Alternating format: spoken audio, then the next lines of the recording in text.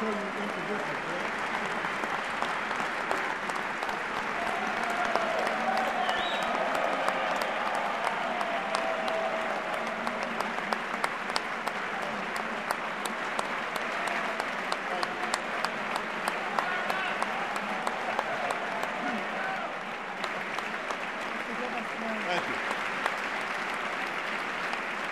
Thank you. Thank you. Thank you. Thank you.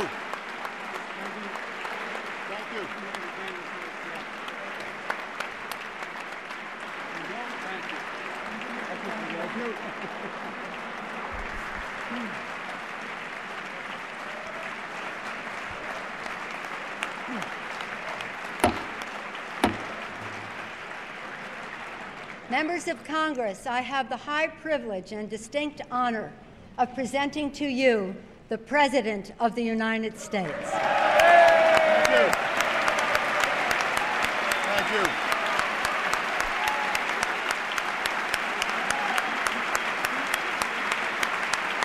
Thank you.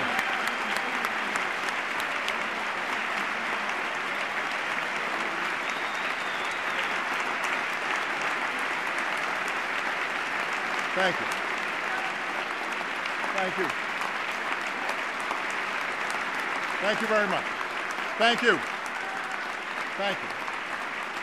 Thank you very much. Thank you. Thank you. Thank you very much. Thank you. Thank you very much. Thank you. Please. Madam Speaker, Vice President Biden, members of Congress, distinguished guests, and fellow Americans. Our Constitution declares that from time to time, the President shall give to Congress information about the state of our Union. For 220 years, our leaders have fulfilled this duty. They've done so during periods of prosperity and tranquility. And they've done so in the midst of war and depression, in moments of great strife and great struggle.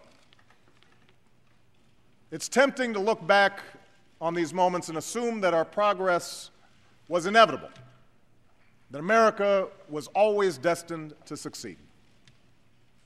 But when the Union was turned back at Bull Run and the Allies first landed at Omaha Beach, victory was very much in doubt. When the market crashed on Black Tuesday and civil rights marchers were beaten on Bloody Sunday, the future was anything but certain. These were the times that tested the courage of our convictions and the strength of our Union. And despite all our divisions and disagreements, our hesitations and our fears, America prevailed because we chose to move forward as one nation, as one people. Again, we are tested. And again, we must answer history's call. 1 year ago, I took office amid 2 wars, an economy rocked by a severe recession, a financial system on the verge of collapse, and a government deeply in debt. Experts from across the political spectrum warned that if we did not act, we might face a second depression. So we acted, immediately and aggressively. And 1 year later, the worst of the storm has passed. But the devastation remains. 1 in 10 Americans still cannot find work. Many businesses have shuttered. Home values have declined. Small towns and rural communities have been hit especially hard. And for those who'd already known poverty, life's become that much harder. And this recession has also compounded the burdens that America's families have been dealing with for decades. The burden of working harder and longer for less, of being unable to save enough to retire or help kids with college. So I know the anxieties that are out there right now. They're not new. These struggles are the reason I ran for president. These struggles are what I've witnessed for years in places like Elkhart, Indiana, and Galesburg, Illinois. I hear about them in the letters that I read each night. The toughest to read are those written by children, asking why they have to move from their home, asking when their mom or dad will be able to go back to work. For these Americans and so many others, change has not come fast enough. Some are frustrated, some are angry. They don't understand why it seems like bad behavior on Wall Street is rewarded, but hard work on Main Street isn't. Or why Washington has been unable or unwilling to solve any of our problems. They're tired of the partisanship and the shouting and the pettiness. They know we can't afford it. Not now. So we face big and difficult challenges. And what the American people hope, what they deserve, is for all of us, Democrats and Republicans, to work through our differences, to overcome the numbing weight of our politics. For while the people who sent us here have different backgrounds, different stories, different beliefs, the anxieties they face are the same. The aspirations they hold are shared. A job that pays the bills, a chance to get ahead, most of all, the ability to give their children a better life. And you know what else they share? They share a stubborn resilience in the face of adversity. After one of the most difficult years in our history, they remain busy building cars and teaching kids, starting businesses and going back to school. They're coaching Little League and helping their neighbors. One woman wrote to me and said, "We are strained but hopeful, struggling but encouraged." It's because of this spirit, this great decency and great strength, that I have never been more hopeful about America's future than I am tonight.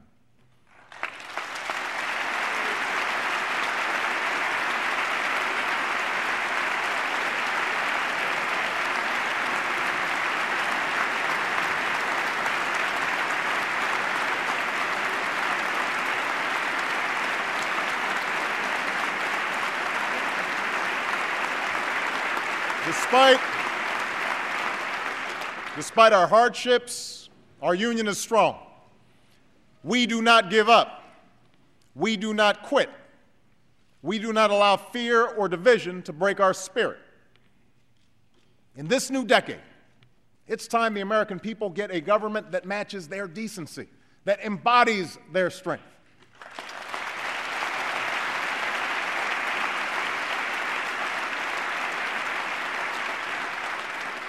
And tonight I'd like to talk about how together we can deliver on that promise. It begins with our economy. Our most urgent task upon taking office was to shore up the same banks that helped cause this crisis. It was not easy to do. And if there's one thing that has unified Democrats and Republicans and everybody in between, it's that we all hated the bank bailout. I hated it.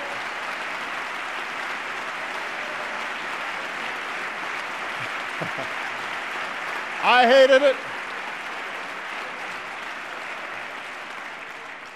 I hated it. You hated it. It was about as popular as a root canal.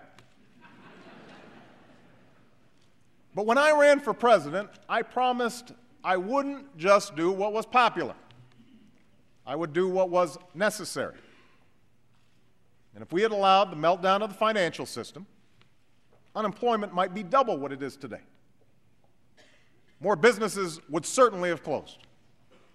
More homes would have surely been lost.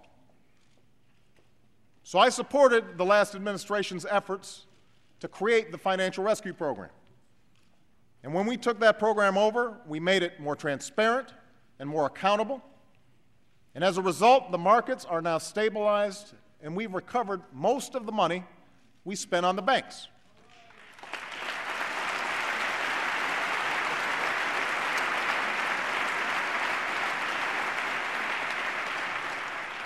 Most, but not all. To recover the rest, I've proposed a fee on the biggest banks. Now,